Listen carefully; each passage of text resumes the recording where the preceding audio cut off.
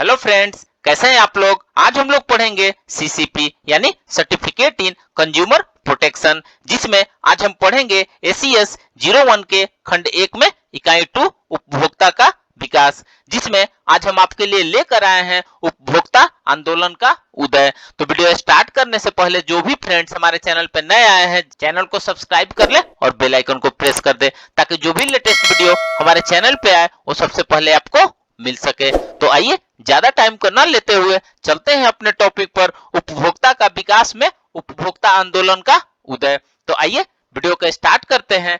जैसा कि हमने देखा, उपभोक्तावाद या उपभोक्ता के रूप में जनता के हितों की सुरक्षा के प्रयत्न सेवाओं और वस्तुओं की खरीदारी के रूप में मानव सभ्यता के औद्योगिक दौर में उदित हुए। पश्चिम के औद्योगिकृत राष्ट्रों में कुछ उपभोक्ता वस्तुओं की कीमतों व किस्मों से संबंधित कानून 18वीं तथा 19वीं सदी में सरकारों द्वारा लागू किए जाते थे, लेकिन उपभोक्ता हितों की इन कानूनों के पीछे कोई प्रासंगिकता नहीं थी। वे सामान्यतः व्यापारियों तथा निर्माणकर्ताओं के हितों से जुड़े थे। एक लंबे समय तक उपभोक्ता की भूमिका अपने आप को बाजार में संरक्षित करने की नहीं थी।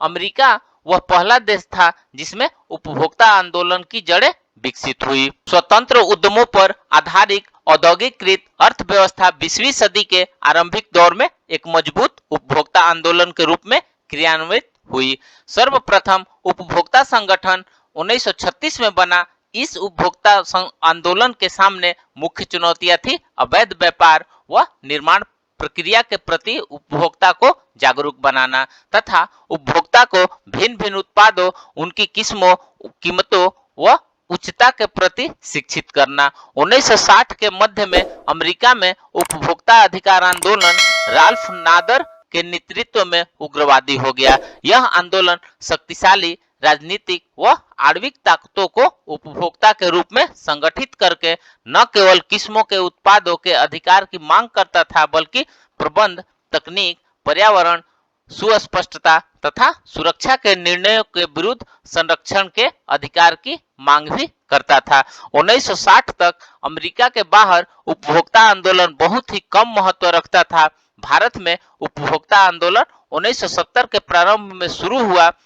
कई कार्यकारी समुदायों ने उपभोक्ता आधारभूत अधिकारों के लिए कार्य करना शुरू किया। 1970 के मध्य में यह एक आवश्यक वस्तुओं के कुछ ही विकल्प थे तथा विवरण में अर्थव्यवस्था थी।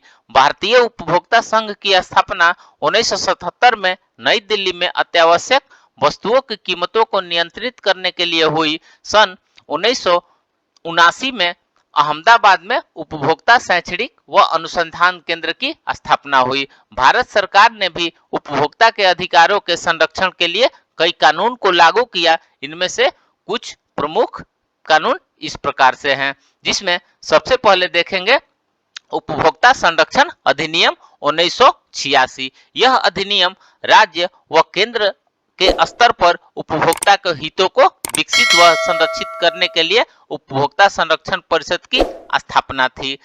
यह सुधारक एजेंसियां भी उपलब्ध कराता था, जिससे जिला, राज्य व केंद्र स्तर पर जनता की शिकायतों का तुरंत समाधान किया जा सके।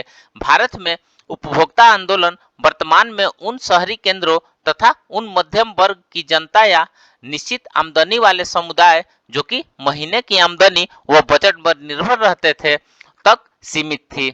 उपभोक्ता अर्थव्यवस्था सीधे रूप से तुरंत उन्हीं से जुड़ी हुई है जिनकी आमदनी निश्चित होती है। यह भी पश्चिम के औद्योगिकृत राष्ट्रों का ही अनुभव है।